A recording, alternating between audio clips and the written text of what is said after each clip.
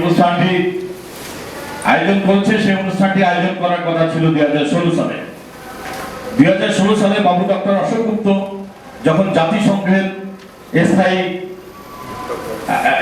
তথ্য একাডেমির সদস্য পদ লাভ করেন, তৎকালীন সময় আমি স্টানফোর্ড ইউনিভার্সিটি থেকে সদ্য আমার পড়াশোনা শেষের দিকে, তখন আমরা চেয়েছিলাম যে এরকম একজন জ্ঞানী মানুষ, গুণী মানুষ, যিনি কিনা বাংলাদেশে সুনাম অর্জন করেছেন, তাকে আমরা তার যথাযথ মূল্যায়ন করে মিনিমাম সংবর্ধনাটুকু তাকে মত দিব।